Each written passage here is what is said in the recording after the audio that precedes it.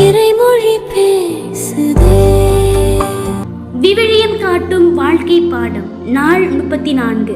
இன்றைய நாளில் எண்ணிக்கை நூல் 1 மற்றும் 2 அதிகாரங்கள் எடுத்துரைக்கக்கூடிய இறையியல் வாழ்க்கை பாடங்களை பற்றி கற்றுக்கொள்வோம். முதலாவது, இஸ்ரேல் மக்களின் தொகை கணக்கெடுப்பனர். எகிப்து நாட்டிலிருந்து இஸ்ரேல் மக்கள் வெளியேறிய 2ஆம் ஆண்டு 2ஆம் மாதத்தின் முதல் நாளன்று ஆண்டவர் மோசேயிடம் பேசினார். இஸ்ரேல் மக்கள் கூட்டமைப்பு முழு தொகையையும் அவர்களுடைய குடும்பங்களின்படியும் தந்தையர் வீடுகளின்படியும் கணக்கெடு என்று கட்டளையிட்டார்.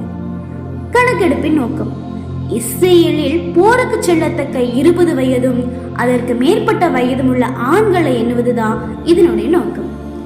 கணக்கீடு, லேவி கோத்திரத்தை தவிர எண்ணப்பட்டவர்களின் மொத்த தொகை 6,03,550 பேர். இரண்டாவது, லேவியருக்கு அளிக்கப்பட்ட தனிப்பணி. ஆண்டவர் மோசேயிடம் லேவி கோத்திரத்தை மட்டும் நீ எண்ணாதன்னு சொன்னார். ஏன் அப்படின்னா அவங்களுக்கு போரிடக்கூடிய பணியை விட மேலான பணி வழங்கப்பட்டிருந்தது. அவர்கள் உடன்படிக்கை கூடாரத்தையும் அதில் உள்ள அனைத்து பொருட்களையும் பராமரிக்கவும் அதை காவல் காக்கவும் நியமிக்கப்பட்டிருந்தாங்க. திருக்கூடாரம் ஓரிடத்திலிருந்து மற்றொரு இடத்திற்கு நகர்த்தப்படும் போது அதை எடுத்து செல்லக்கூடிய பொறுப்பு இவர்களுக்கு தான் இருந்தது. மூன்றாவது, பாளையத்தின் ஒழுங்குமுறை. அதிகாரம் 2 ஒவ்வொரு கோத்திரமும் எங்க கூடாரம் அமைக்கப்பட வேண்டும் என்பதையும் ஆண்டவரை முறைப்படுத்தினார். மையம், சந்திப்பு கூடாரம் அதாவது உடன்படிக்கை கூடாரம் மையத்தில் இருக்கப்பட வேண்டும். இது இறைவன் தம்முடைய மக்களின் நடுவுல குடியிருக்கிறார் என்பதன் அடையாளமா இருக்கிறது.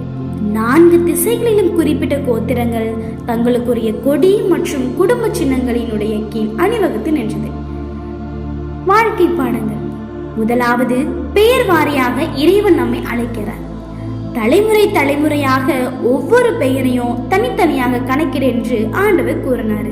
ஒரு பெரிய மக்கள் கூட்டத்தில் நாம ஒரு அடையாளமற்ற நபரா போய்விட மாட்டோம். இறைவன் உங்களை தனிப்பட்ட முறையில் பெயரிட்டு அழைக்கிறார். உங்கள் வாழ்வின் ஒவ்வொரு தேவையையும் அவர் அறிந்திருக்கிறார். இரண்டாவது, திருச்சபையும் ஒருங்கமைப்பும்.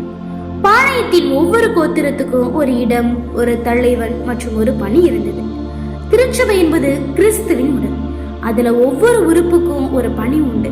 பிறரோடு ஒப்பிடாமல் இறைவன் நமக்கு வழங்கிய இடத்துல நேர்ச்சியாக செயல்படுவதுதான் அவருக்கு நாம செய்யக்கூடிய வழிபாடு. மூன்றாவது, இறைவனின் பிரசனத்தை சுற்றியே நம் வாழ்வு. இஸ்ரேலரின் பாளையத்தில் மையம் உடன்படிக்கை கூடாரம். அவங்க உண்ணும் போதும் உறங்கும் போதும் நடக்கும் போதும் ஆண்டவரின் பிரசனமே அவர்களால் சூழ்ந்திருந்தது. நம்முடைய பொருளாதார தேடல்கள், குடும்ப உறவுகள், சமூக பணிகள் என அனைத்தும் இறைவனை மையப்படுத்தி கொண்டே அமையப்பட வேண்டும். அவங்க மையத்துல இருக்கும்போது நம்முடைய வாழ்க்கை ஒரு நேர்த்தியான ஒழுங்குமுறைக்கு வரும் என்பதை நமக்கு எடுத்துரைக்கிறது. நான்காவது, புனிதத்தை காக்கும் லேவியர் பணி. லேவியர்கள் திரு கூடாரத்தை சுற்றி பாளையம் இறங்கினாங்க. இது புனிதமான ஆண்டவரின் பிரசனத்திற்கும் மற்ற மக்களுக்கும் இடையே ஒரு பாதுகாப்பா இருந்தது. இறைப்பணியை செய்யக்கூடிய ஒவ்வொருவரும் மற்றவர்களுக்கு இறைவனின் புனிதத்தை எடுத்து சொல்பவர்களாகவும் அந்த புனிதத்தை மதித்து போற்றுபவர்களாகவும் இருக்க வேண்டும் என்பதுதான் இந்த அதிகாரங்கள் நமக்கு கற்றுத்தருகிறது. இந்த அதிகாரங்கள் நமக்கு கற்றுத்தரக்கூடிய இறையியல் வாழ்க்கை பாடங்களை நம்முடைய வாழ்க்கையிலும் பயன்படுத்துவோம்.